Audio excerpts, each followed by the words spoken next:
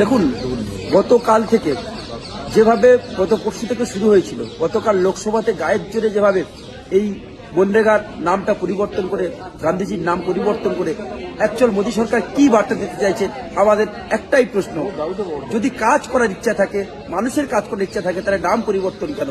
এই নাম পরিবর্তনের সরকার আর নেই দরকার, এটাই আমাদের স্লোগান। এবং আপনারা জানেন যে 52,000 কোটি টাকা আমাদের বাংলার জন্য প্রাপ্য রয়েছে।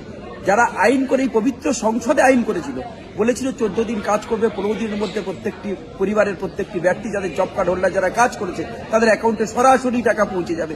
কিন্তু আজকে প্রায় 4 বছর অতিক্রান্ত, আজও পর্যন্ত 1 টাকা দেওয়া হয়নি।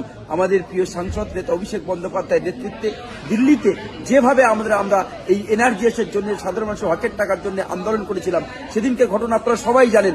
আমাদের প্রিয় সাংসদকে এখান থেকে দিল্লি পুলিশ চ্যানদোলা করে তুলে নিয়ে গেছে, আমাদের মহিলা সাংসদদেরকে এখানে অপমান অপদস্থ করা হয়েছিল। সেই আন্দোলন আজকের দিনেও আমাদের চলছে এবং এই আন্দোলন চলবে।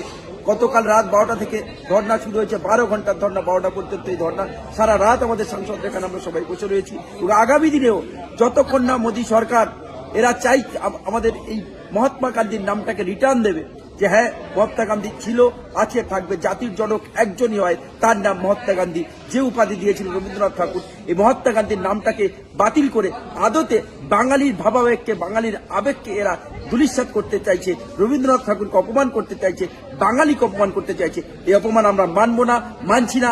আগামী দিন আন্দোলন আরো এর থেকে জোরালো হবে এবং কঠোর থেকে কঠোর হবে আমাদের নেত্রী মমতা বন্দ্যোপাধ্যায়ের নেতৃত্বে, সাংসদ অভিষেক বন্দ্যোপাধ্যায়ের নেতৃত্বে।